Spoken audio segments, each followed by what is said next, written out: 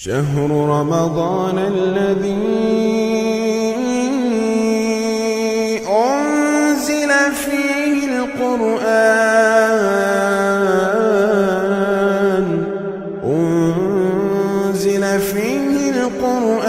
هدى للناس وبينات من الهدى والفرقان۔ قرآن حکیم کے 5ویں پارے کی تفسیر کا خلاصہ پیش کیا جا رہا ہے۔ سورہ نساء چل رہی ہے۔ یہ سورہ کریمہ بہت ہی اہم ہے۔ عورتوں کی فضیلت کے لیے اتنا ہی کافی ہے کہ اللہ تبارک و تعالی نے عورتوں کے نام ہی سے ایک پوری سورہ اتاری ہے۔ النساء مینس ویمن، عورتیں، وومن کی جمع ویمن، عورتیں، سورہ نساء۔ قبل اس کے کہ ہم اس سورہ کریمہ کی آیات کی تفسیر کریں، چند بنیادی باتیں جو اس سورت سے متعلق ہیں وہ بیان کیے دیتا ہوں۔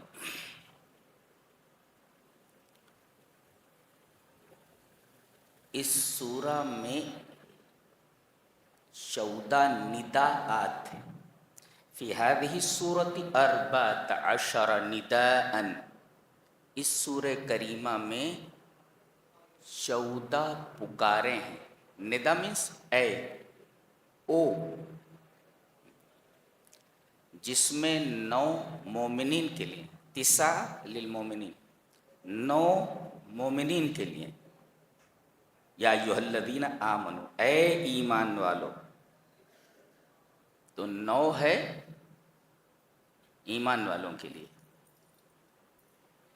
اور 2 ہے اہل کتاب کے لیے یا اہل الکتاب، 9 2 11، اور 3 ہے تمام انسانیت کے لیے، یا ایھا الناس۔ 14 نداءات ہیں۔ ندا کا مطلب یا کہہ کر کے مخاطب کرنا۔ اتنا سمجھ میں آیا کہ اس سورہ کریمہ میں 14 نداءات، 9 مومنین کے لیے، 2 اہل کتاب کے لیے، اور 3 تمام انسان۔ دوسری اہم بات، یہ واحد سورہ ہے کہ اس میں اسم الجلالہ اللہ اتنی مرتبہ آیا ہے جتنی مرتبہ قرآن کی کسی سورہ میں نہیں آیا ہے۔ اس سورہ کریمہ میں لفظ اللہ، اسم الجلالہ اللہ 229 بار آیا ہے۔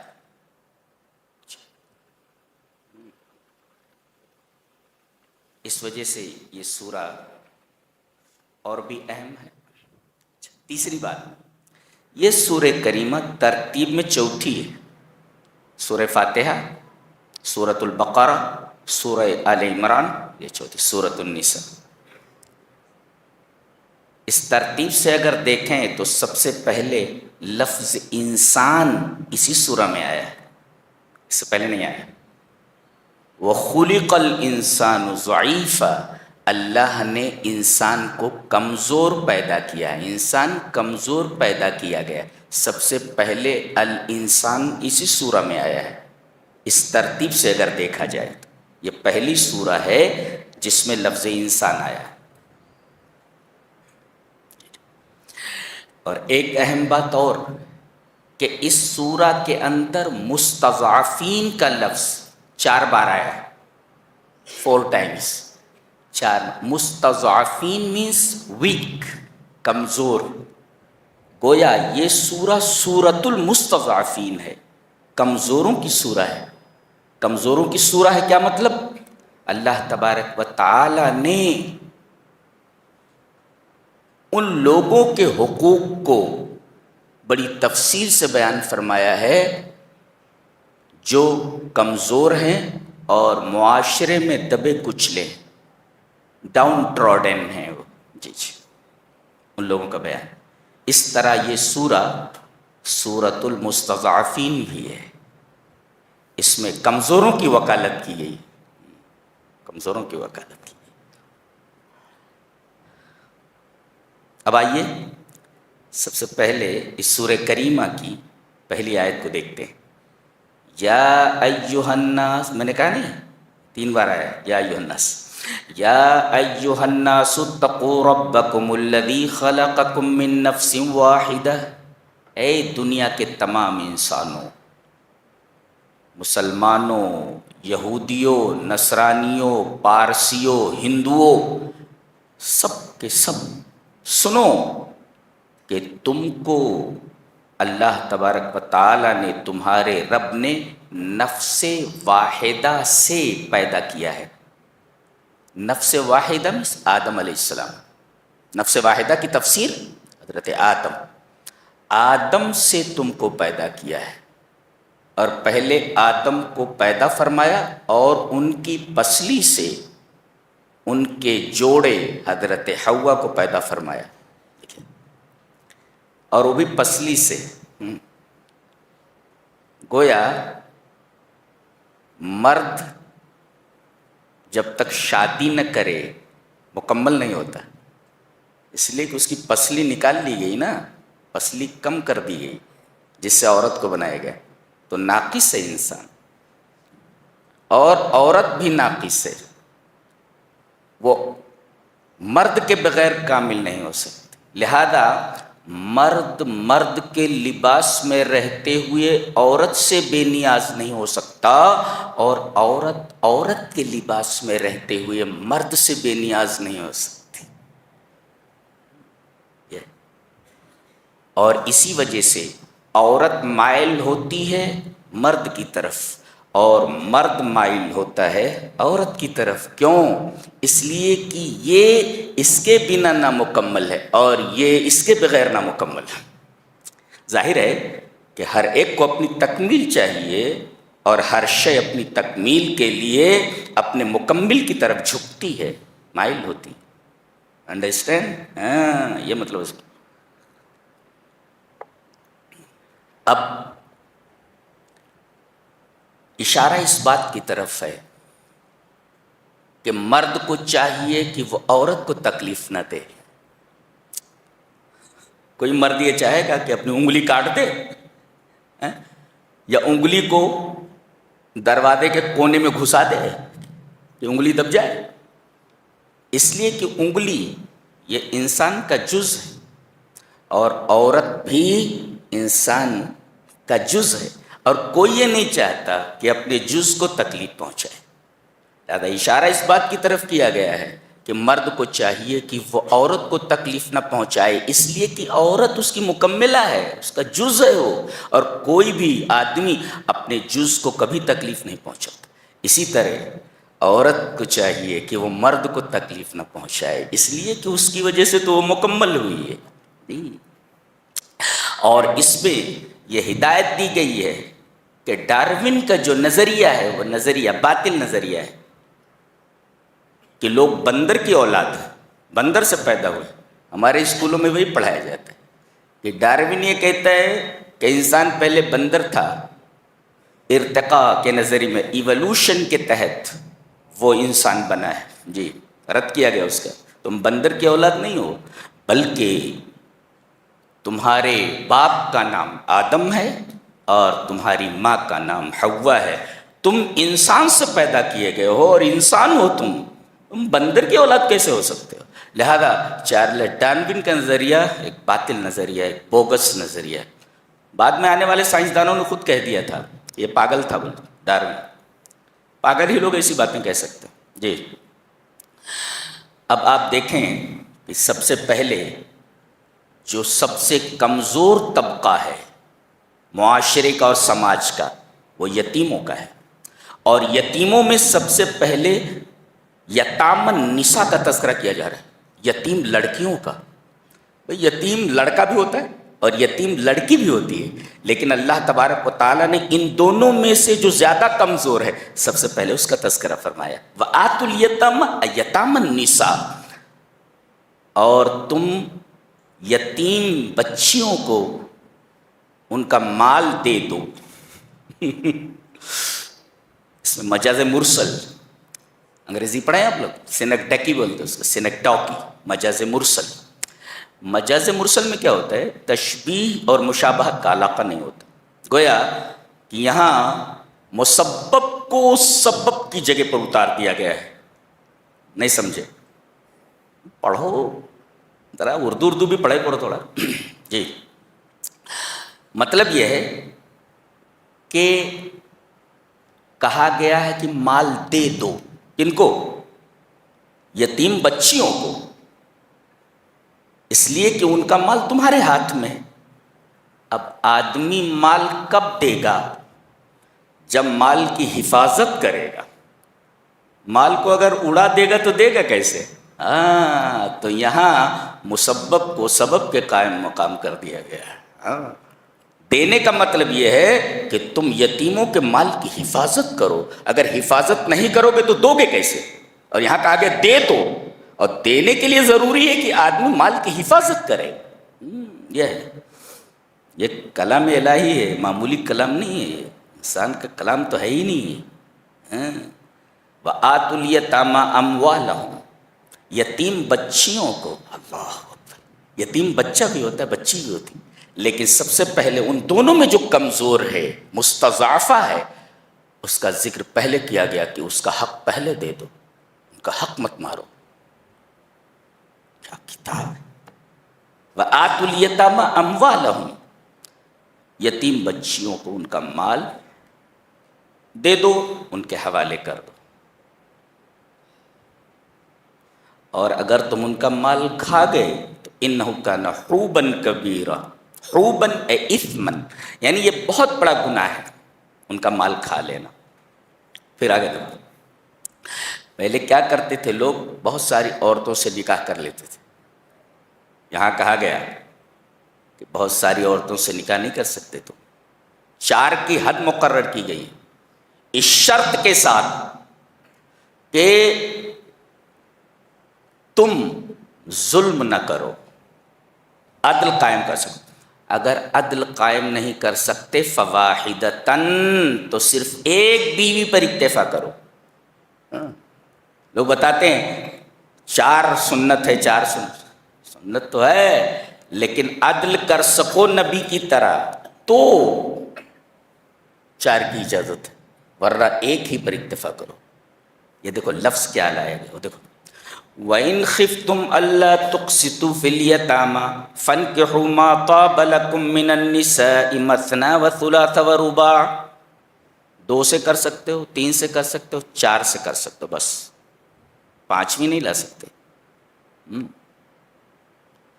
فَإِنْ خِفْتُمْ أَلَّا تَعْدِلُوا، 4 کی اجازت تو ہے، لیکن اگر تمہیں خوف ہو اللہ تعدلو کی انصاف نہیں کر سکو گے تو فواحدتن، تو صرف ایک پر اکتفا کرو۔ یہ جائز ہے، فرض نہیں ہے کہ 4 ہی کرو، اگر عدل کر سکتے ہو تو۔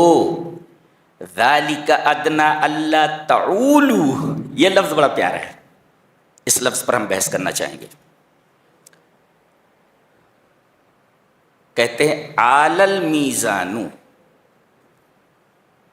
ترازو جو ہے جھک گیا، اس کو کہتے ہیں عال المیزان، ترازو ہوتا ہے ترازو، تو انخفضت کفۃ وارتفعت الاخرى نتیجۃ عدم التوازن، یعنی بیلنس نہ ہونے کی وجہ سے ایک پلڑا نیچے چلا جائے اور ایک پلڑا اوپر آ جائے، ایسے ہو جائے، تو گویا کہ جب تک یہ دونوں برابر ہیں تب تک توازن ہے، بیلنس ہے، اور اگر ایک پلڑا نیچے چلا جائے اور ایک اوپر چلا جائے، انخفضت کفۃ وارتفعت الاخرى، تو کیا نتیجہ ہوگا؟ نتیجۃ عدم التوازن، بیلنس نہیں ہے، ایک پلڑا نیچے چلا گیا اور ایک پلڑا اوپر آ گیا۔ اس سے پتہ چلا کہ ایک عورت کی طرف تم زیادہ جھک جاؤ اور ایک عورت کو بالکل چھوڑ دو، اس کی طرف توجہ ہی نہ کرو، ایسا نہیں کر سکتے۔ گویا کہ یہ لفظ لایا گیا ہے اعلی المیزان، جیسے ترازو کا ایک پلڑا نیچے چلا جائے ایک اوپر چلا جائے۔ کیا تعبیر ہے، کیا اسلوب ہے بات کرنے کا، اللہ اکبر، سبحان اللہ سبحان اللہ۔ تو ایک پلڑا اگر نیچے چلا جائے اور ایک پلڑا اٹھ جائے تو یہ ڈس بیلنسنگ ہے۔ اگر اس ڈس بیلنسنگ کا خیال نہیں رکھ سکتے تو پھر ایک پر اکتفا کرو، توازن ہونا چاہیے۔ یعنی ذالک ادنی الا تعولوا، that is nearer to prevent you from doing injustice، تاکہ تم ظلم نہ کر سکو، ظلم نہ کر سکو، کہ ایک کی طرف مکمل جھک گئے اور ایک کو تم چھوڑ بیٹھے ہو، ایک کو لے جا کر کے مرغے کھلا رہے ہو اور ایک کو چٹنی روٹی بھی نہیں دے سکتے، تو ایک پلڑا نیچے چلا گیا ایک اوپر چلا گیا۔ دس از ڈس بیلنسنگ، لا يجوز، جائز نہیں ہے۔ کیا بات ہے، کیا گفتگو کی گئی، سبحان اللہ۔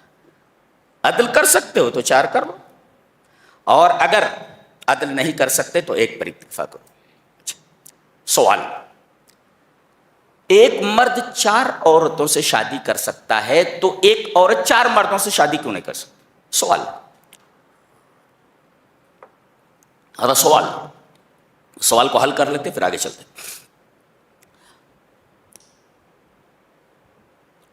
4 عورتیں 4 بچے پیدا کر سکتی ایک آدمی سے، لیکن ایک عورت 4 آدمیوں سے بچے نہیں پیدا کر سکتی کہ چاروں کے بچے ہو جائیں، کسی ایک کا رہے گا، وہ کسی ایک کا ہوگا۔ اور اسلام نسب کو واضح کرنا چاہتا ہے کہ ان 4 میں سے بچہ کس کا ہے، نسب یہ واضح کرنا چاہتا ہے بچہ کس کا ہے۔ اب بچہ جس کا ہوگا کفیل وہی ہوگا، نان نفقے کا ذمہ دار وہی ہوگا۔ لہذا 4 شوہر اگر ہوں تو پتہ نہیں چلتا کہ بچہ کس کا ہے، اس بچے کے نان نفقے کی ذمہ داری، خرچ کی ذمہ داری ان 4 میں سے کس کے اوپر ڈالی جائے۔ آپ ایک یہاں سوال کر سکتے ہیں کہ آج کل ڈی این اے، جی ڈی این اے ٹیسٹ سے معلوم ہو جائے گا کہ ان 4 شوہروں میں سے بچہ اس شوہر کا ہے، تو اجازت دے دی جائے کہ ایک عورت 4 مردوں سے شادی کر لے، ڈی این اے سے معلوم ہو جاتا ہے۔ جواب اس کا یہ ہے کہ اللہ تبارک و تعالیٰ جب کوئی قانون دیتا ہے انسانیت کو تو اس میں 3 چیزیں ملحوظ ہوتی ہیں۔ ایک تو قانون ہر زمانے کے لیے قابل عمل ہو، ڈی این اے تو اب آیا ہے، سینکڑوں سال تو ڈی این اے تھا ہی نہیں، تو اس وقت اس چیز کو کیسے حل کیا جاتا؟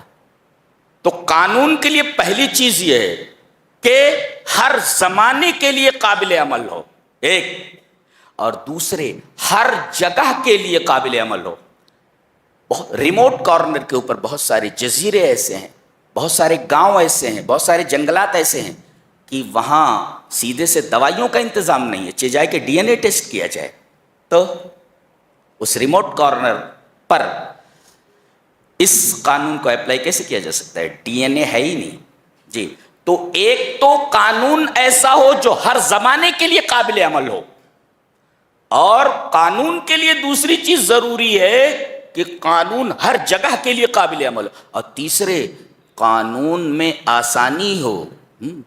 اب ہر آدمی جا کر کے ڈی این اے ٹیسٹ کرانے لگے گا، مشکل ہے نا، تو قانون میں آسانی ہونی چاہیے۔ یہ 3 چیزیں ضروری ہیں قانون کے لیے، اور ڈی این اے ٹیسٹ وغیرہ کے اندر یہ تینوں چیزیں مفقود ہیں۔ لہذا عورت 4 مردوں سے شادی نہیں کر سکتی، جی۔ اس کے بعد یہ فرمایا گیا وَآتُوا النِّسَاءَ صَدُقَاتِهِنَّ نِحْلَةً، ہم 2 لفظوں پر بحث کرنا چاہیں گے۔ اس کا ایک ورڈ اس میں بتایا گیا کُلُّ آیَةٍ فِيهَا کنز، اس کے اندر ہر آیت میں خزانہ ہے، ہاں، یعنی ایوری ورس آف دی سورہ کنٹینس اے ٹریزر، ہر آیت کے اندر ایک خزانہ ہے، ہر آیت میں خزانہ، کُلُّ آیَةٍ فِيهَا کنز، اور کون نہیں چاہتا کہ اس خزانے کو لے لے؟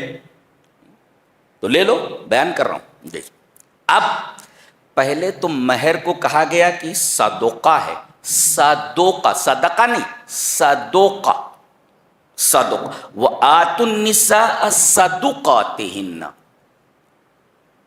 لماذا سمی المہر صداقا؟ مہر کو صداق کیوں کہا گیا ہے؟ جواب اس کا یہ ہے یرمزو لرغبت زوج فی المرأة، یرمزو لصدق رغبت الزوج فی المرأة. یہ صدقہ صاد دال قاف صدق سے ہے. صدق مانے سچائی، سچائی.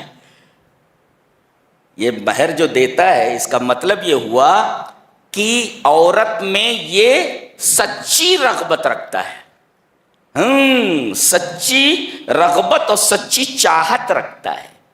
اس میں اشارہ ہے مہر کا نام صداق رکھنا، اشارہ اس بات کی طرف کیا گیا ہے کہ عورت میں اگر سچی رغبت ہے اس عورت سے ہمیں شادی کریں تو شادی کرو، اس کو پریشان کرنے کے لیے نہیں کہ آدمی کی نیت میں کچھ ہو اور شادی کرنے کے بعد اس کے ساتھ کچھ کرے. یہاں عورتوں کی رعایت کی گئی ہے، ان کے جذبات کی. تو مہر کا نام صداق دے کر کے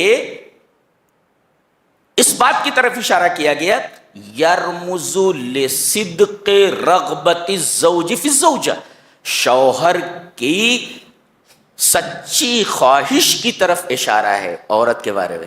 یعنی وہ سچی خواہش رکھتا ہے کہ وہ عورت کے ساتھ شادی کرے گا، اس کے ساتھ زندگی گزارے گا اور اس کے ساتھ توقیر اور احترام کا معاملہ کرے گا. اس کے دل میں صدق ہے، سچائی ہے، صدق نیت ہے. اس وجہ سے نہیں وہ شادی کر رہا ہے کہ آگے چل کر کے اپنی عورت کو تکلیف دے گا. گویا کہ یہ لفظ صدقات اس میں عورتوں کے احترام کو، ان کے اکرام کو ملحوظ رکھا گیا ہے. اللہ اکبر. دوسرے دے دو نہلا، یہاں بھی نہلتن مانے نہلتن کہتا you can say with good heart, یعنی خوش دلی کے ساتھ، انتیب نفس وتھ گڈ ہارٹ، خوش دلی کے ساتھ دے دو مہر کو، خوش دلی کے ساتھ مہر دے دو. اچھا یہاں مہر کو نہلا بھی کہا گیا. نہلا، یہ نہلا کا کیا مطلب ہوتا ہے؟ نہلا کہتے ہیں نحل مانے شہد کی مکھی، بی، ہنی بی. نحل اسی کے نام سے ایک سورہ ہے آگے، سورہ نحل، بی، دا بی، شہد کی مکھی کے نام سے ایک سورہ ہے، اسی سے یہ لفظ ہے نہلا. مکھی کیا کام کرتی ہے؟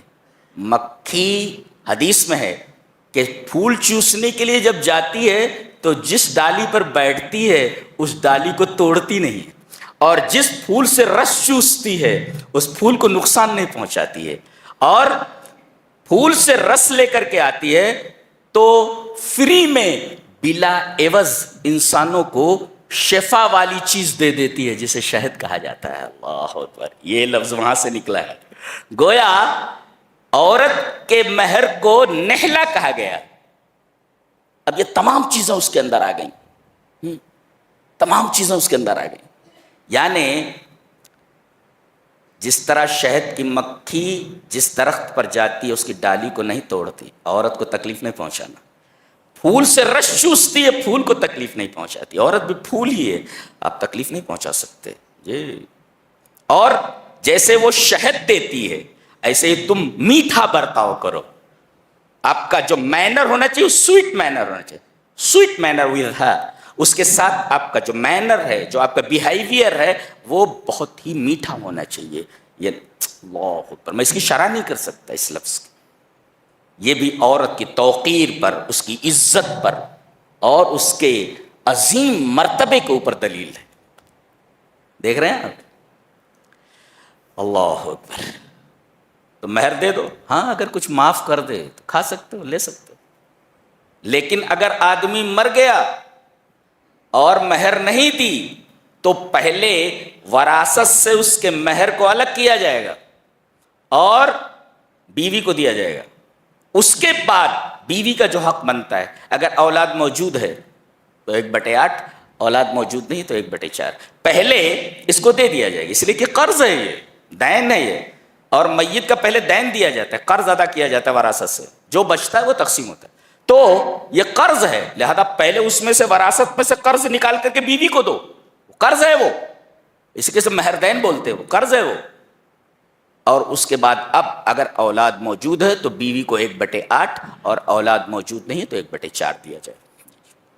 آگے بتائے گا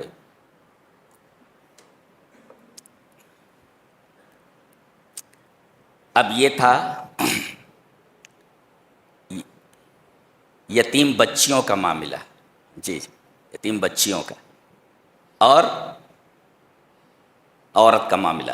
اس کے بعد اب یتیم آ رہے ہیں، وَابْتَلُوا الْيَتَامَى حَتَّى إِذَا بَلَغُوا النِّكَاحَ، اگر یتیم لڑکا ہے اور کسی کے انڈر میں ہے، وہ اس کی کفالت کر رہا ہے، تو ان کو چاہیے کہ جیسے یہ بڑے ہوں اور ہوش سنبھالیں، ان کو ان کا مال دے دیا جائے، ان کا مال ہڑپ نہ کرو۔ جی دیکھو، یتیموں کی وکالت کی گئی، پہلے سب سے پہلے یتیموں کی وکالت کی گئی۔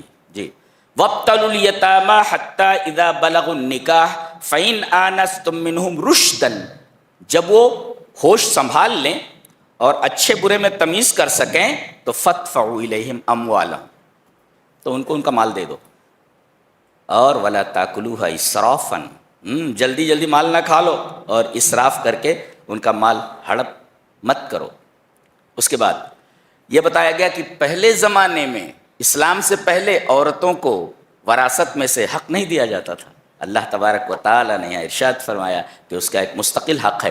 اور ایک نکتہ بتاؤں، لڑکا میت کے سب سے زیادہ قریب ہوتا ہے، اس کا ایک مقام ہے، لیکن اس کا حصہ متعین نہیں ہے، بیٹی کا حصہ متعین ہے۔ یہ دیکھو، کہتے ہیں اسلام نے عورت کو حق ہی نہیں دیا، لڑکے کا حق متعین نہیں ہے، لڑکی کا حق متعین ہے۔ بتا رہا ہوں، یہی بتا دیتا ہوں۔ دیکھو اللہ نے فرمایا یوصیکم اللہ فی اولادکم للذکر مثل حظ الانثیین، اللہ تم کو تمہاری اولاد کے بارے میں وصیت کرتا ہے، اس میں لڑکے کا حصہ 2 لڑکیوں کے حصے کے مثل ہے۔ حصہ متعین ہے؟ لا لا لا، اس میں اتنا بتایا گیا ہے کہ لڑکے کا حصہ لڑکی کے حصے کے ڈبل ہے۔ یہ متعین کہاں ہے؟ لیکن لڑکی کے بارے میں کہا گیا وَإِن كَانَتْ وَاحِدَةً فَلَهَا النِّصْفُ، یہ متعین ہو گیا، اگر لڑکی ایک ہے تو 1/2، اس کو کہتے ہیں متعین ہونا۔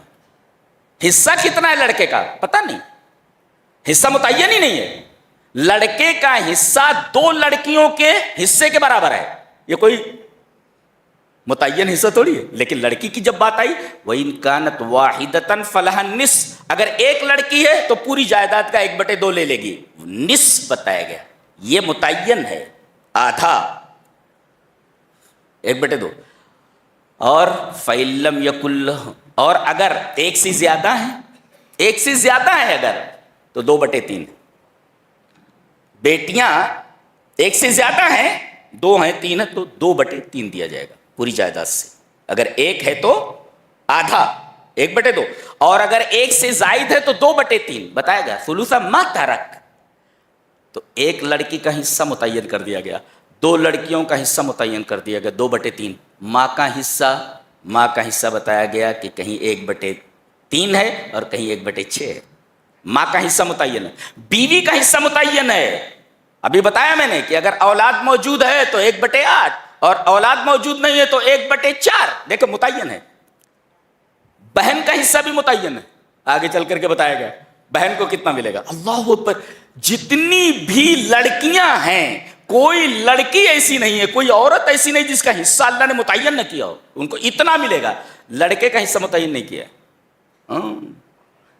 عورتیں جتنا ناز کریں، جتنا فخر کریں اسلام کے اوپر، قرآن حکیم کے اوپر، اتنا کم، لڑکے کا حصہ ہی متعین نہیں۔ یہ بتایا گیا لڑکے کا حصہ 2 لڑکیوں کے حصے کے برابر، یہ متعین تھوڑی ہے، اس کو متعین نہیں کہتے، گنتی میں ہونا چاہیے اتنا لڑکے کا ہوتا ہے، ایسا نہیں کہا گیا، بتایا گیا 2 لڑکیوں کے حصے کے برابر لڑکے کا حصہ ہوتا ہے۔ کیا بات، ان کو وراثت سے حصہ نہیں دیا جاتا تھا. اللہ تبارک تعالیٰ نے فرمایا کہ للرجال نصیب مما ترک الوالدان والاقربون وللنساء نصیب مما ترک الوالدان والاقربون. جملے کو ریپیٹ کیا گیا, یعنی حالانکہ ایک جملے میں کہا جا سکتا تھا اس کو, لیکن جملہ الگ لایا گیا. للرجال نصیب مما ترک الوالدان والاقربون وللنساء نصیب مما ترک الوالدان والاقربون. دیکھ رہے ہیں آپ, یعنی اللہ تبارک و تعالیٰ نے عورتوں کا حصہ جو رکھا ہے بالکل ویسے ہی حصہ مردوں کا حصہ جیسے رکھا ہے ویسے عورتوں کا حصہ. اچھا اب دیکھو, عورتوں کا حصہ بتا دیا گیا. اب ایک بڑی عجیب بات بتائی جا رہی ہے. اللہ اکبر, غور سے سن رہے ہیں. کچھ لوگ محروم ہو جاتے ہیں, کچھ لوگوں کو نہیں ملتا. جیسے دادا کی وراثت میں پوتے کا حق نہیں ہے. جی, پوتا غریب ہے, پریشان ہے, اسے نہیں ملے گا. پھر یتیم ہے, مسکین ہے, کچھ اس کے خاندان کے کچھ اس کے خاندان کے نہیں, لیکن محروم ہے, ان کا وراثت میں حصہ نہیں. اب دیکھو, وَإِذَا حَضَرَ الْقِسْمَةَ أُولُو الْقُرْبَى وَالْيَتَامَى وَالْمَسَاكِينَ, جب وراثت کی تقسیم ہونے لگے تو جو محروم ہیں, جن کا وراثت میں حصہ نہیں, وہ آ گئے. اب ان کا تو حصہ ہی نہیں ہے, کھڑے ہوئے بیچارے. اب دیکھو جذبات کو اپیل کیا گیا یہاں پہ, کہا ان کو بھی کچھ دے دو, ان کو بھی کچھ دے دو. فَارْزُقُوهُم مِّنْهُ, اس میں سے کچھ دے دو. اب غور فرمائیے, اگر یہ رشتہ دار ہیں, اولو القربہ ہیں, جو محروم ہیں, جن کا حصہ نہیں ہے, اگر آپ ان کو وراثت میں سے کچھ دے دیتے ہیں تو اس کا یہ مطلب ہوا کہ متانتن للروابط الاجتماعیہ, جو سوشل جو ریلیشن ہے, سوشل ریلیشن مضبوط ہوتا ہے. دیکھو ہمارا کتنا خیال رکھا گیا, حق نہیں تھا پھر بھی ہمیں دے دیا گیا. تو اس سے جو روابط اجتماعیہ ہے, سوشل جو کانٹیکٹ ہے, سوشل جو اجتماعی جو رشتے ہیں, رشتہ ہے, وہ بڑا مضبوط ہوتا ہے, رشتہ مضبوط ہوتا ہے. والمودۃ بین الجمیع, اور تمام کے درمیان محبت پیدا ہو جاتی ہے. اولو القربہ میں بہن کا حصہ نہیں تھا, دے دیا گیا, تو بہن کو بھائی سے محبت ہو جاتی ہے. اللہ. اچھا, پھر معاملہ آیا یتیموں کا اور مسکینوں کا. یتیموں اور مسکینوں کا حصہ نہیں ہے, محروم ہے وہ, ان کو بھی دے دیا گیا. تو یقرر نصیبا للیتامى والمساکین لیحقق التکافل الاجتماعی, یتیموں اور مسکینوں کو بھی وراثت سے دے دیا گیا. کیوں؟ تاکہ سوشل سیکیورٹی کو قائم کیا جائے. اللہ, یہ بڑی عجیب و غریب بات ہے. یہ جن کا حصہ نہیں ان کو بھی دے دیا گیا رشتہ داروں میں, اور جو یتیم ہیں, مسکین ہیں, ان کو بھی دے دیا گیا, تاکہ سوسائٹی کے درمیان جو سوشل سیکیورٹی جن کو بولتے ہیں اس کو قائم کیا جا سکے. کتاب ہے, سبحان اللہ. اور جذبات کو اپیل کیا گیا, کہا کہ ان لوگوں کو ڈرنا چاہیے کہ اگر یہ اپنے پیچھے بچے چھوڑ دیں جو کمزور ہوں, چھوٹے چھوٹے, تو ان کے بارے میں یہ ڈریں گے نہیں. یہ جذبات کو اپیل کیا گیا کہ دیکھو ان کو کچھ نہیں ملا, اگر تمہارے ساتھ ایسا معاملہ ہو جائے کہ تم مر جاؤ اور تمہارے چھوٹے چھوٹے بچے وہ کمزور ہوں, تو ان کو نہیں ملنا چاہیے, ملنا چاہیے. لہذا یہاں جذبات کو اپیل کیا گیا. اور اس کے بعد ایک اصول بتایا گیا, ان الذین یاکلون اموال الیتامی ظلما انما یاکلون فی بطونہم نارا, جو یتیموں کا مال ظلماً کھا لیتے ہیں وہ اپنے پیٹ میں جہنم کی آگ بھر رہے ہیں. یہ وعید ہے, بہت بڑی, بہت بڑی وعید ہے.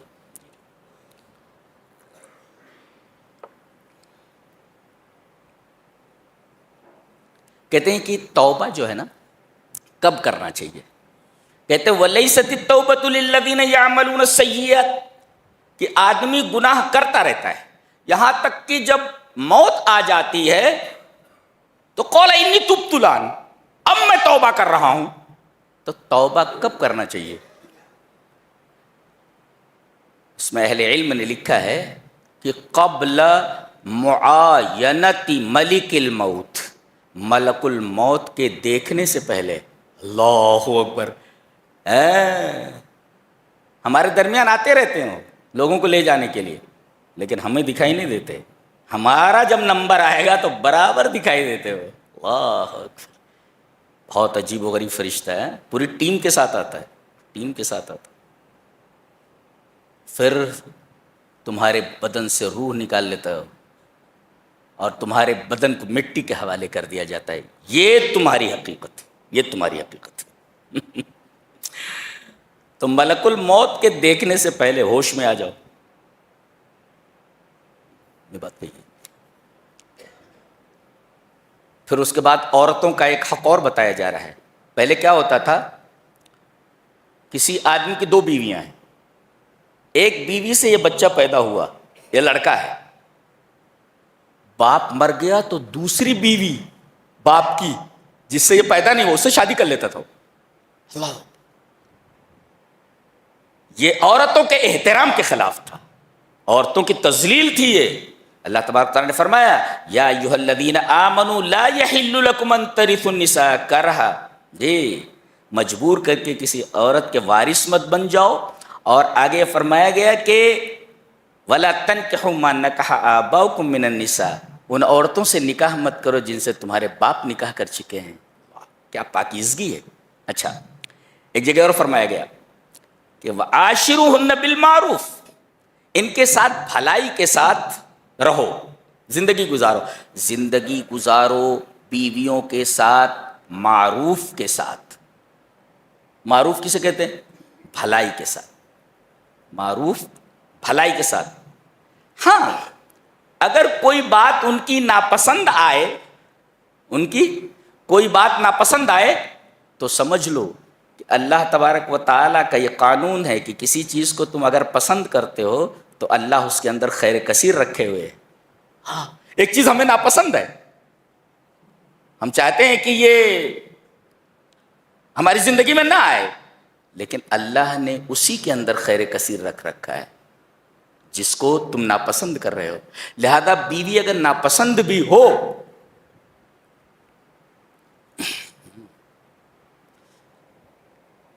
کہیں شادی میں یا شاپنگ کرنے جانا ہو, کم سے کم 2 گھنٹہ لگے گا ان کو سنورنے میں. اور اگر شوہر تھک تھکا کر کے گھر آتا ہے تو پوچھتے کہاں ہو جی, کیا چلا رہے ہو, کیا چلا رہے. اور جب نکلے گی تو کہیں ادھر کالک لگی ہوگی, کہیں بال بکھرے ہوں گے, یہ عورت ہے کہ بھوتنی ہے. تو اب یہ معاملہ ہے, سج سنور کر کے جاؤ اگر تمہیں شادیوں میں جانا ہے, سج سنور کر کے جاؤ اگر تمہیں شاپنگ میں جانا ہے, اور جب شوہر کے سامنے آنا ہو تو بھوتنی بن کر کے آنا. یہ کون سی عورت ہے بھائی, یہ کون سی عورت ہے, کون سی عورت؟ تاکہ جھیل لو, ایسی بیویوں کو جھیل لو, صبر کر لو, اس لیے کہ جس چیز کو تم ناپسند کر رہے ہو اللہ نے اس کے اندر خیر کثیر رکھ رکھا. ہو سکتا ہے کہ اس سے کوئی ایسی اولاد پیدا ہو جائے تو اتنی فرما بردار ہو کہ تم کو بھی سنبھال لے, اپنی ماں کو بھی سنبھال لے. خیر کثیر رکھا ہوا ہے اللہ تبارک تعالیٰ, تو جھیلو, جھیل لو. اچھا, وَإِنْ أَرَدْتُمُ اسْتِبْدَالَ زَوْجًا مَكَانَ زَوْجٍ, اور اگر تم بیوی کو بدلنا چاہتے ہو, اس کو طلاق دے کر کے دوسری لانا چاہتے ہو, اجازت ہے تم کو. لیکن جو تم نے دیا ہے اگر لاکھوں روپے دے دیے ہیں تو اسے مت لو. وَآتَيْتُمْ إِحْدَاهُنَّ قِنْطَارًا فَلَا تَأْخُذُوا مِنْهُ شَيْئًا, کچھ مت لو. اور پھر جذبات کو وکیل کے جو ہے اپیل کیا گیا, وَكَيْفَ تَأْخُذُونَهُ, کیسے تم لے سکتے ہو, وَقَدْ أَفْضَىٰ بَعْضُكُمْ إِلَىٰ بَعْضٍ, جبکہ تم دونوں جسم واحد کی طرح ہو گئے تھے. اس کے لیے جو اسلوب لایا گیا غضب کا اسلوب ہے. دیکھو, وقت فضا کسے کہتے ہیں؟ مقدم جسم الانسان, مقدم جسم الزوج, یعنی شوہر کے جسم کا اگلا حصہ یہاں سے لے کر یہاں تک ایک فضا ہے. وہ مقدم جسم المرأة, اور عورت کے جسم کا سامنے والا حصہ یہ ایک فضا ہے.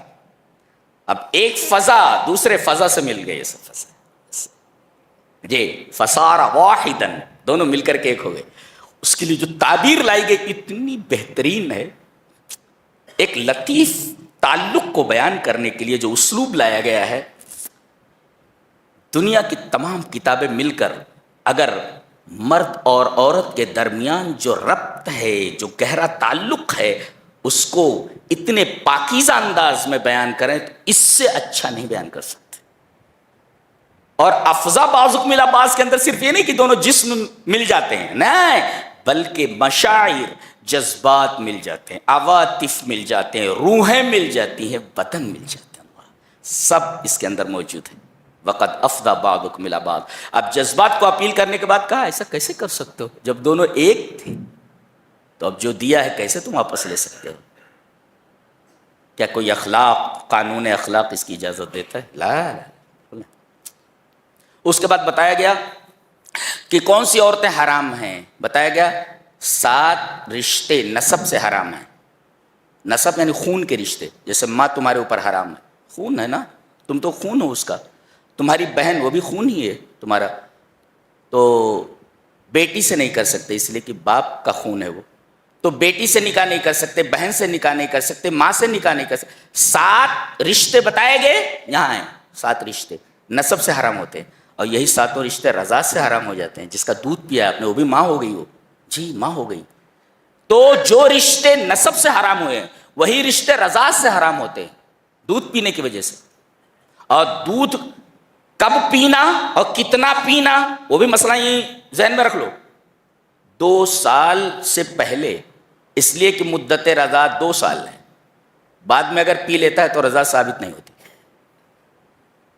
صاحب کہہ رہے تھے پی لوں تو میں پی لے جی، تو بہرحال وہ 2 سال سے پہلے اگر پی رہا ہے اس لیے کہ وہ مدت رضاعت ہے، اگر مدت رضاعت میں پی لیتا ہے تو حرام ہو۔ اور کتنا پینا؟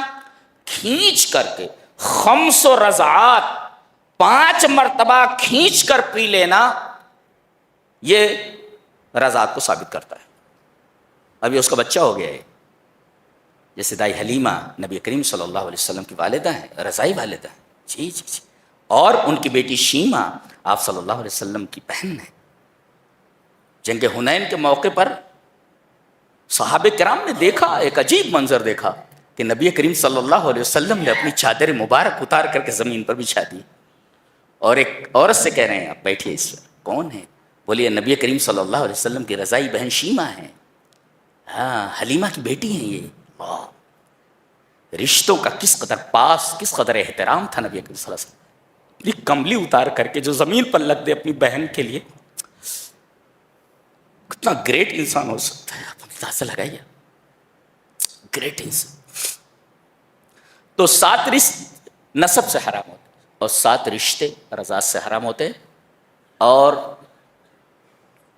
3 رشتے مصاہرت سے حرام ہوتے۔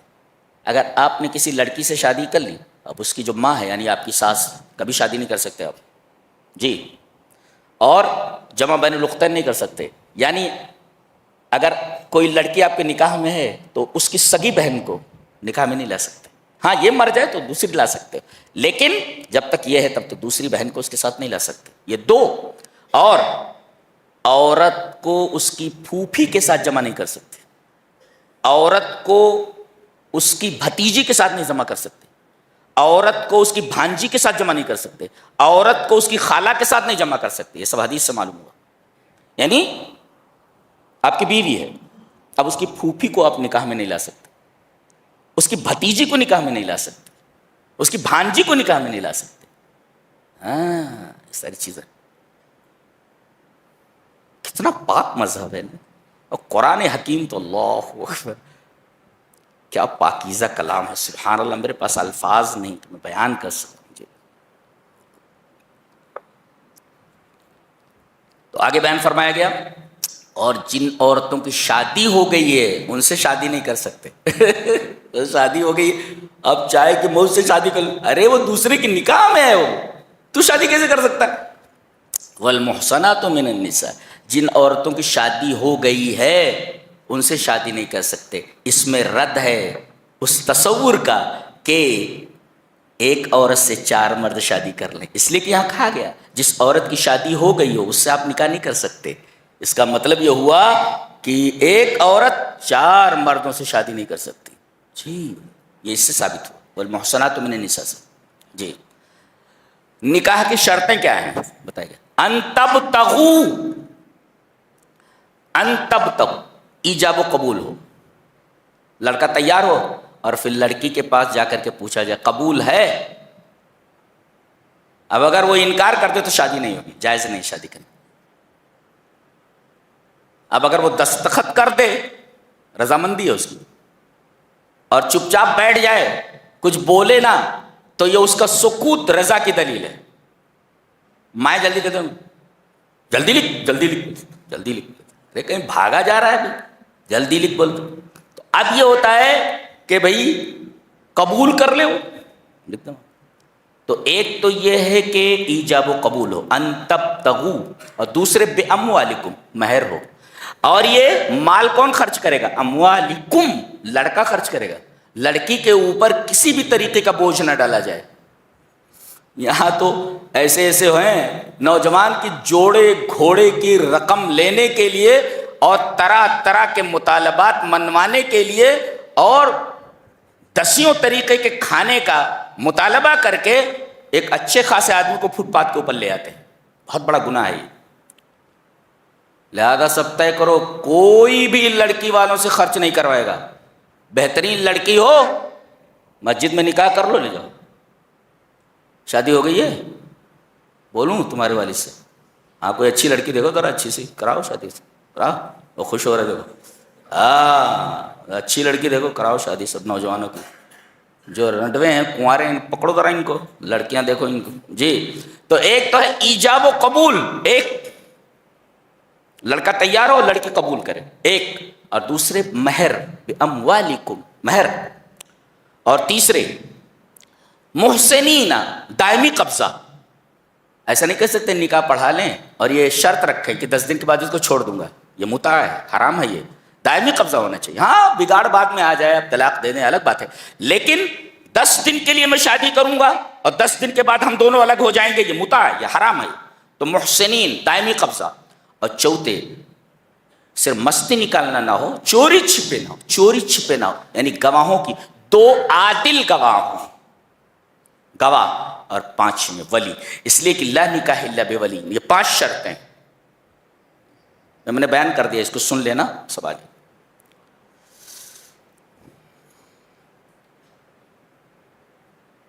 آگے اللہ تبارک و تعالیٰ ایک بڑی پیاری بات ارشاد فرما رہے ہیں کہ اس کی ہر بات پیاری ہے کہ واللہ یرید ان یتوب علیکم ویرید الذین یتبعون الشہوات ان تمیلوا میلا عظیما.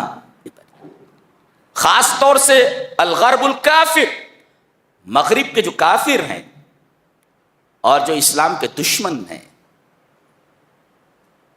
اصدقاء الشیطان، اصحاب الشیطان، یریدون ان یوقعوکم بالفخ، بفخ الشہوات. شیطان کے دوستوں نے، شیطانوں نے جال بچھا رکھے ہیں، ان یوقعوکم بفخ المعاصی والشہوات، کہ تم کو گناہوں کے اور شہوتوں کے جال میں گرا دیں، تم پھنس جاؤ. پوری طاقت لگا رکھی ہے انہوں نے کہ مسلم نوجوانوں کو تباہ کر دیں. اللہ فرما رہا ہے تمہیں وہ گناہ میں ڈالنے کا ارادہ کر رہے ہیں، میں نے توبہ کے دروازے کھلے رکھے. وہ یہ کوشش کر رہے ہیں کہ تمہیں گناہوں میں مبتلا کر دیں گے، تو میں نے بھی توبہ کے دروازے کھلے رکھے، کبھی بھی میرے پاس آ سکتے. اللہ، یہ اللہ تبارک و تعالیٰ کی وسعت رحمت کے بیان ہے. اور یرید اللہ ان یخفف عنکم، اللہ چاہتا ہے کہ تمہارے ساتھ آسانی کا معاملہ کرے. آسانی کا معاملہ، اللہ قانون ہے پورا، المشقت تجلب التیسیر. مشقت آ جائے تو یہ مشقت یہ آسانی کو لے کر آتی ہے. کھڑے ہو کر نماز نہ پڑھ سکے بیٹھ کر پڑھ سکے، بیٹھ کر نہ پڑھ سکے تو لیٹ کر پڑھ. رمضان میں اجازت ہے کہ اگر مسافر ہے تو روزہ چھوڑ سکتا ہے، کسی بیماری میں مبتلا ہے روزہ چھوڑ سکتا ہے، اور اتنا بوڑھا ہو چکا ہے کہ وہ روزہ رکھنے کی طاقت نہیں رکھتا، ایک مسکین کا کھانا روز کھلاتا رہے. ایسے ہی کوئی بہت زیادہ عورت بوڑھی ہو گئی ہو تو ایک مسکین کا کھانا کھلاتی رہے، روزہ چھوڑ دے. اور اقرب الی الصواب یہ مسئلہ ہے کہ دودھ پلانے والی عورت اور حاملہ عورت بھی روزہ چھوڑ دے، اس کی جگہ پر ایک مسکین کا کھانا کھلائے۔ بعض لوگ کہتے ہیں جب تک حمل ہے اس کے بعد قضا کرے، جب تک دودھ پلا رہی ہے اس کے بعد قضا کرے، نہیں، قضا وضا کچھ نہیں ہے۔ دودھ پلانے والی عورت ایک مسکین کا کھانا کھلا دے، اسے قضا نہیں کرنا ہے۔ حاملہ عورت ایک مسکین کا کھانا کھلا دے، اس کے اوپر قضا نہیں ہے۔ اقرب الی الصواب یہی فتویٰ ہے۔ مسائل واضح؟ جی۔ کوئی ایسی بیماری ہے، اس بیماری میں روزہ چھوڑ سکتا ہے، اللہ تبارک و تعالیٰ نے تخفیف کا معاملہ کیا ہے۔ دیکھو یرید اللہ ان یخفف عنکم، اللہ چاہتا ہے کہ تمہارے ساتھ آسانی کا معاملہ کرے، تخفیف کا معاملہ کرے۔ کیوں؟ اس لیے کہ انسان کمزور پیدا کیا گیا ہے۔ وَخُلِقَ الْإِنسَانُ ضَعِيفًا، کیا اسٹائل ہے بات کرنے کی، سبحان اللہ۔ میرا تو دل دھڑکنے لگتا ہے یہ آیتیں دیکھ دیکھ کر کے، کوئی ایسی بات کرتا ہے۔ کیوں؟ تخفیف کا معاملہ کس کے ساتھ کیا جاتا ہے؟ کمزور کے ساتھ۔ تو کمزور ہو گئے ہو جو، یہ کمزوری اس بات کی دلیل ہے کہ تمہارے ساتھ تیسیر کا معاملہ کیا جائے، آسانی کا معاملہ کیا جائے۔ یرید اللہ ان یخفف عنکم، اللہ تمہارے ساتھ آسانی کا معاملہ کرنے کا ارادہ کرتا ہے۔ کیوں؟ وخلق الانسان ضعیفا، اس لیے کہ انسان کمزور پیدا کیا گیا ہے، لہذا کمزور کے ساتھ آسانی کا معاملہ کیا جاتا ہے۔ یہ اللہ تبارک و تعالیٰ کی سعت رحمت پر دلیل ہے۔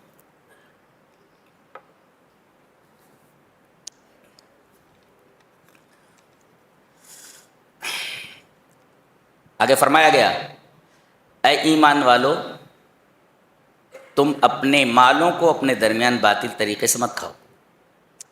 ایک بات کہی گی، یعنی حرام طریقہ مت اپناؤ۔ ولا تقتلوا انفسکم، اور اپنے آپ کو قتل مت کرو۔ اس ٹکڑے کے دو مطالب ہیں۔ اپنے آپ کو قتل مت کرو، یعنی خودکشی مت کرو، سوسائڈ مت کرو۔ یہ ہوا اپنے آپ کو قتل کرنا، یعنی سوسائڈ کرنا، حرام ہے یہ۔ اچھا، دوسرے، اپنے آپ کو قتل کرنے کا ایک اور مطلب ہے کہ تمام کے تمام مسلمان آپس میں نفس واحدہ کی طرح ہیں۔ جی، انما المؤمنون اخوہ، ایک بدن کی طرح ہے، سارے مسلمان ایک بدن کی طرح۔ اگر ایک عضو کو تکلیف پہنچے تو انسان کے پورے بدن کو تکلیف پہنچے، ایسے سارے مسلمان ایک جسم کی طرح ہے۔ تو گویا کہ دوسرے کو قتل کرنا اپنے آپ کو قتل کرنے کی مرادف ہے، لہذا اپنے آپ کو قتل مت کرو۔ کیا بات کہی، اللہ۔ ایک عجیب و غریب بات کہنے جا رہا ہوں، لے کر جاؤ آج۔ حضرت عبداللہ ابن مسعود رضی اللہ تعالیٰ عنہ نے ارشاد فرمایا کہ اس سورہ کریمہ میں 5 آیتیں ایسی ہیں جو مجھے دنیا اور دنیا کی جتنی بھی دولت ہے سب سے زیادہ محبوب ہے۔ اللہ اکبر۔ دنیا وما فیہا، دنیا اور دنیا میں جتنی چیزیں ہیں ان سب سے زیادہ محبوب اس سورہ کریمہ کی 5 آیتیں۔ پہلی آیت، ان اللہ لا یظلم مثقال ذرہ، بے شک اللہ ذرہ برابر بھی ظلم نہیں کرتا ہے۔ ایک مفسر نے لکھا ہے، الحدید یوزن بالطن والفواکہ توزن بالکیلو والذهب یوزن بالجرام والالماس یوزن بالقیرات واما الاعمال فبالذرہ۔ اللہ اکبر، کتنی اچھی بات کہی۔ کہا کہ لوہے کو ٹن سے تولا جاتا ہے، سبزیوں کو اور پھلوں کو کلو سے تولا جاتا ہے، سونے کو گرام سے تولا جاتا ہے، الماس اور ڈائمنڈ کو قیرات سے، کیرٹ سے تولا جاتا ہے، لیکن اعمال کا وزن ذرے سے تولا جائے گا قیامت کے دن۔ اللہ اکبر۔ اللہ ہم گنہگاروں کو معاف فرما میرے، ہم حساب نہیں دے سکتے، میرے حساب نہیں دے سکتے۔ ذرے سے تولنے پر آ جائے تو کیسے بچ سکتے ہیں ہم لوگ؟ ذرے سے تولا جائے۔ ان اللہ لا یظلم مثقال ذرہ، اللہ ذرہ برابر کسی کے اوپر ظلم نہیں کرتا۔ ایک یہ، اور دوسرے ان تجتنبوا کبائر ما تنہون عنہ نکفر عنکم سیئاتکم، اگر تم بڑے بڑے گناہوں سے بچتے رہو تو بڑے بڑے گناہوں سے بچنے کی وجہ سے چھوٹے چھوٹے گناہ ایسے ہی معاف کر دیتے ہیں اللہ. یعنی بڑے بڑے گناہوں سے اپنے آپ کو بچانا یہ سبب ہے چھوٹے چھوٹے گناہوں کا بخش دیا جانا. بڑے بڑے گناہوں سے بچو. بڑے گناہ کسے بولتے؟ بڑا گناہ اسے کہتے ہیں جس کے اندر تین باتیں ہیں. ایک تو اس پر حد شرعی ہو، جیسے چوری، حد شرعی کیا ہے؟ ہاتھ کاٹ دیا جائے، برابر؟ تو جس پر حد شرعی ہو وہ بڑا گناہ ہے. زانی ہے، رجم کر دیا جائے. شادی شدہ نہیں ہے تو کوڑے لگائے جائے، یہ حد ہے. حد شرعی ہو تو بڑا گناہ ہے. اور دوسرے جس گناہ کے اوپر لعنت اللہ کی ہو، فرشتوں کی لعنت ہو، انسانوں کی لعنت ہو اور اللہ کا غضب ہو. کہا گیا یہ کام کرو گے تو اس پر اللہ کی لعنت ہے. یہ کام کرو، جیسے علم کو چھپانا، کہا گیا یلعنہم اللاعنون، دنیا میں جتنے بھی لعنت کرنے والے سب لعنت کرتے، اور اللہ تبارک تعالیٰ کا غضب ان کے اوپر ہوا. دیکھو پر تو گویا کہ جس پر حد شرعی ہو کہ اس گناہ پر یہ حد لگائی جائے گی، چوری کرو گے تو ہاتھ کاٹ دیا جائے گا، یہ حد ہے، تو یہ چوری بڑا گناہ ہے. زنا کرو گے تو یا تو رجم کر دیا جائے گا اگر شادی شدہ ہو، اور اگر غیر شادی تو کوڑے لگائے جائیں گے. تو چونکہ اس کے اوپر حد شرعی لہذا بڑا گناہ ہے. اچھا، اور دوسرا ہے کہ لعنت ہو اللہ کی اس عمل کے اوپر. اگر ایسا کرو گے تو اللہ کی لعنت، ایسا کرو گے تو اللہ کا غضب. تو جس فعل کے اوپر اللہ کا غضب، اللہ کی لعنت، بڑا گناہ ہے. اور تیسرے جس پر جہنم کی وعید ہو کہ اگر ایسا کرو گے تو جہنم میں جاؤ گے. یہ تین چیزیں جس عمل میں پائی جائیں وہ بڑا گناہ ہے.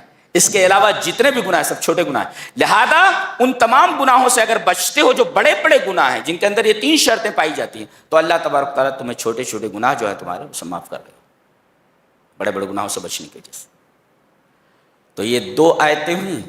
اور تیسری ہے کہ وَمَن يَعْمَلْ سُوءًا أَوْ يَظْلِمْ نَفْسَهُ ثُمَّ يَسْتَغْفِرِ اللَّهَ يَجِدِ اللَّهَ غَفُورًا رَحِيمًا. جو آدمی چھوٹا گناہ کرے یا بڑا گناہ کرے پھر اللہ سے معافی مانگ لے تو اللہ کو وہ غفور الرحیم پائے گا. اللہ، یہ بالفعل آیت ہے. تین. اور چوتھی آیت ہے وَلَوْ أَنَّهُمْ إِذ ظَّلَمُوا أَنفُسَهُمْ جَاءُوكَ فَاسْتَغْفَرُوا اللَّهَ وَاسْتَغْفَرَ لَهُمُ الرَّسُولُ لَوَجَدُوا اللَّهَ تَوَّابًا رَحِيمًا. اگر یہ اپنے نفسوں کے اوپر ظلم کریں اور نبی کے پاس آئیں، یہ کہیں کہ اللہ کے رسول ہمارے لیے بخشش کی دعا کریں اور خود یہ بخشش اللہ سے مانگے، تو اللہ تبارک و تعالیٰ کو تواب اور رحیم پائیں گے. اور پانچویں آیت ان اللہ لا یغفر ان یشرک بہ ویغفر ما دون ذلک لمن یشاء. اللہ تمام گناہوں کو بخش دے گا سوائے شرک کرنے والے. شرک کرنے والے کو نہیں بخشے گا اللہ.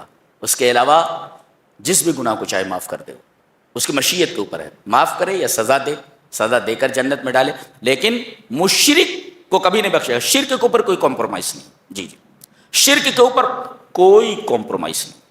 لہذا بچو شرک کرنے سے. زندگی میں شرک نہیں آنا چاہیے، تو بہت خطرناک چیز ہے وہ. اس کے لیے بخشش کا دروازہ بند ہو جاتا تھا. یہ 5 آیتیں ایسی ہیں. عبداللہ ابن مسعود کہتے ہیں کہ مجھے دنیا اور ما فیہا سے زیادہ محبوب. آگے کہا گیا وَلَا تَتَمَنَّوْا مَا فَضَّلَ اللَّهُ بِهِ بَعْضَكُمْ عَلَىٰ بَعْضٍ. اللہ تبارک و تعالیٰ نے کسی کو کوئی دولت عطا فرمائی ہے، اگر وہ آدمی تمنا کرے کہ یہ دولت ختم ہو جائے، اس کے پاس سے ختم ہو کر کے مجھے مل جائے، جائز نہیں ہے. اس کے پاس سے ختم ہو کر کے مجھے مل جائے، یہ حسد ہے، جائز نہیں. وہ یہ دعا کر سکتا ہے میرے رب میرے بھائی کو جو نعمت تو نے عطا کی ہے وہ نعمت مجھے بھی عطا کرتا ہے. ہاں جائز، یہ جائز ہے. ایسا نہیں کہہ سکتا کہ اس کے پاس سے ختم کر کے نعمت کو مجھے دے دے. یہ کہے کہ جو نعمت تو نے میرے بھائی کو عطا کی ہے میرے رب وہ نعمت مجھے بھی دے دے، یہ کہہ سکتا. وَلَا تَتَمَنَّوْا مَا فَضَّلَ اللَّهُ بِهِ بَعْضَكُمْ عَلَىٰ بَعْضٍ.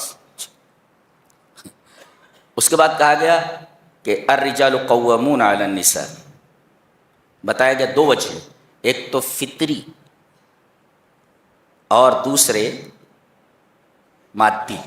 فطری یہ ہے کہ اللہ تعالیٰ نے مرد کو عورتوں سے زیادہ طاقتور بنایا ہے. جی، شرط یہ ہے کہ وہ جھاڑو نہ اٹھائیں.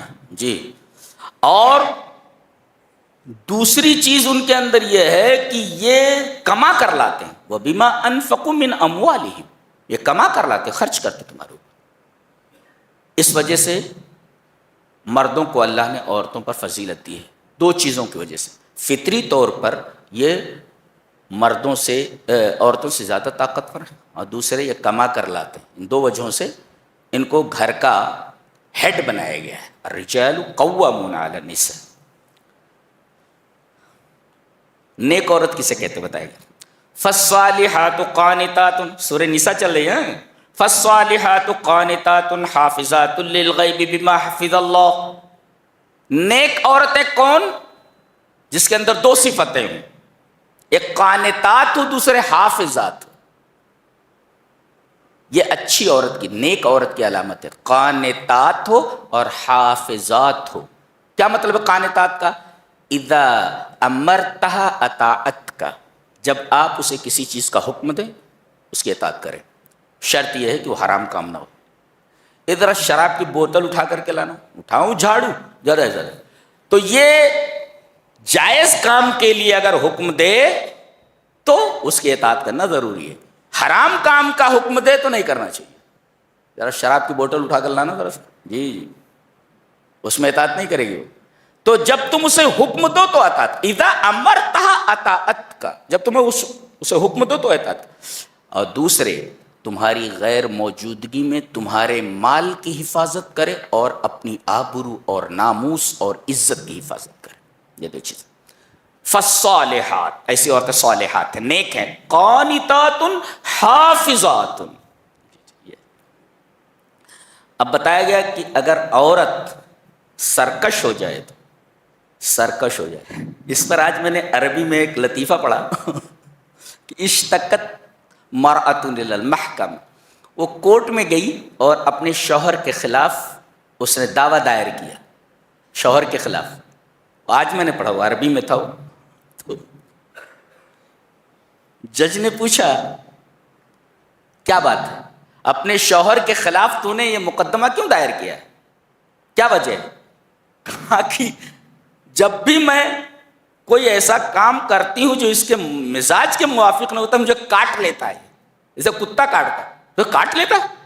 جج نے پوچھا آسک ہم وائی از دس اسٹرینج ایکٹ، یہ عجیب و غریب حرکت کاہے کو کر رہا ہے، یہ عجیب و غریب حرکت کاہے کی. وہ جب کوئی ایسا کام کرتی ہے جو تیرے مزاج کے موافق نہیں ہوتا تو اس کو کاٹ لیتا ہے. کہنے لگا یہ قرآن سے ثابت ہے. قرآن سے ثابت ہے کہاں؟ بولے اس آیت میں ہے. کیا ہے؟ واللاتی تخافون نشوزہن فعظوہن. وعظ یعظ کا مطلب ہوتا نصیحت کرنا، اور عظ یعظ کا مطلب ہوتا کاٹ لینا. تو وہ زوئے کو زواد پڑھ رہا تھا، زوئے کو زواد پڑھ رہا تھا. ایک صاحب کہہ رہے تھے غالباً یہ پاکستان کا وہ مرزا ہے جو اس کا مصداق ہے، اس لیے کہ اس کو عربی نہیں آتی. تو وہ ایزو کو، نصیحت کرو کو عزو کا سمجھ رہا ہے کہ کاٹ لے. میں نے کہا کہ اگر یہ مرزا کی بات ہے تو مجھے تو علم نہیں ہے. بہرحال اس روایت کے راویوں کی تحقیق کرو کہ راوی ثقہ ہے یا نہیں ثقہ. بہرحال تو the judge became flabbergasted, stunned. بہت حیران ہوا کہ یہ کیا کرتا ہے کہ مزاج کے خلاف کوئی بات ہوتی ہے عورت کو کاٹ لیتا ہے. کہا عورت سے کہ اس کو تو 80 بار کاٹ لے، اس کو 80 بار کاٹ اس کو. بہرحال کہا گیا واللاتی تخافون نشوزہن فعظوہن. اگر تمہیں اپنی بیوی کی طرف سے نافرمانی کا اندیشہ ہو، نافرمانی کرے تو پہلا کام سمجھاؤ. کیسے سمجھانا؟ اجی سنتی ہو کیا ہے؟ زندگی یہ ایک سائیکل ہے جس کے 2 پہیے ہوتے ہیں. اگر ایک پہیا خراب ہو جائے تو یہ پطرس بخاری کی سائیکل ہو جائے گی، چرخ چوں چرخ چوں چرخ چوں. تو اس طریقے سے زندگی بہت گھسٹ گھسٹ کر گزرے گی. یا سدھر جا اللہ کی بندی، سدھر جا. وہ ٹائر بھی صحیح کر لے دوسرے والا، تو سمجھاؤ اس کو. اور اگر نہ مانے تو دوسرا اسٹیپ وَاهْجُرُوهُنَّ فِي الْمَضَاجِعِ. بات بند کر دو اس سے، بات نہیں کرتے اس. اور پھر بھی نہ مانے تو وَاضْرِبُوهُنَّ. مارو، لیکن ایسی مار نہیں مار سکتے، اجازت نہیں مارنے کی کہ جس سے ہاتھ پیر توڑ دو. میرے ایک ساتھی بتا رہے تھے کہ ایک صاحب آئے اور کہا کہ مسواک چاہیے. مسواک بولے تو بولے کتنی بڑی؟ بولے اتنی بڑی مسواک چاہیے. اتنی بڑی مسواک کیا کرے گا؟ بولے میں نے سنا ہے کہ جب شوہر بیوی سے ناراض ہو تو مسواک سے مارے. ارے بھائی چھوٹی مسواک لے جاؤ، اتنی بڑی مسواک کا تو ڈنڈا ہو گیا ہو جی. تو بہرحال وضربوہن، مارو، لیکن ضربن غیر مبرح، توڑ پھوڑ والی مار نہیں ہونا چاہیے. یہ جائز نہیں ہے، عورت کو اس طرح نہیں مار سکتے، اور خاص طور سے اس کے چہرے پر نہیں مار سکتے، اجازت نہیں ہے، ممانعت ہے اس کی، چہرے پر مار ہی نہیں سکتے آپ. پھر اگر وہ مان جائیں، یہ 3 اسٹیپ اختیار کرنے کے بعد، تو خامخواہ جھگڑے مت تلاش کرتے بیٹھو. صلح ہونے کے بعد بھی کچھ نہ کچھ نکالتا رہتا ہے، جی نکالتا رہتا ہے کچھ، وہ نکالنا نہیں.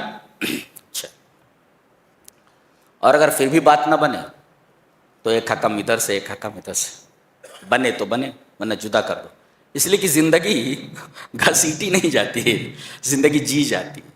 لہٰذا گھسیٹ کر زندگی کو مت لے جاؤ، الگ ہو جاؤ، دونوں الگ ہو جاؤ. اس کے بعد فرمایا گیا وَاعْبُدُوا اللَّهَ وَلَا تُشْرِكُوا بِهِ شَيْئًا. فرمایا گیا کہ اللہ تبارک و تعالیٰ نے اسلامی سوسائٹی کو دائروں میں تقسیم کیا ہے. دائرہ ہے، اور دائرہ اللہ کے حق سے شروع ہوتا ہے. اللہ کا حق یہ ہے کہ اللہ کے علاوہ کسی کی عبادت نہ کرو، یہ پہلا ہے.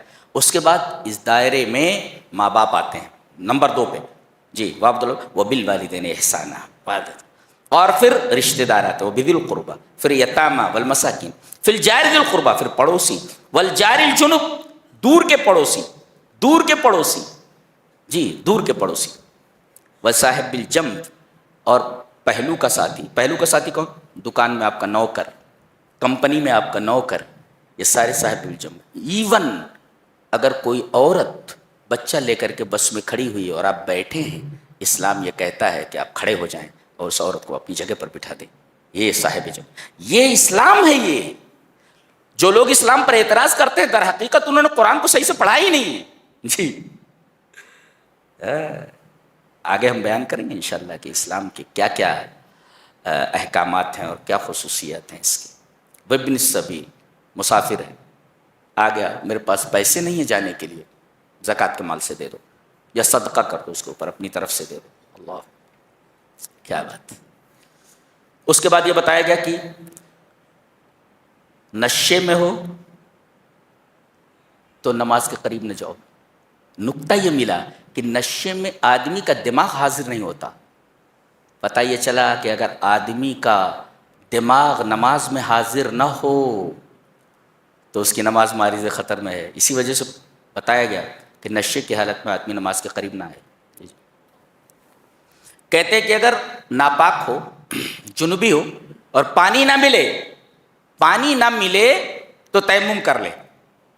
تیمم کا طریقہ دیکھو، پاک مٹی ہے، پہلے نیت کرے، اس کے بعد بسم اللہ پڑھے، نیت بسم اللہ، پھر اس کے بعد پاک مٹی پر ایک ضربہ، ایک بار خالی مارے ایسے ہو گیا. پھر اس کے بعد ایسے پھونک مارے، یہ سنت ہے، پھونک مارے.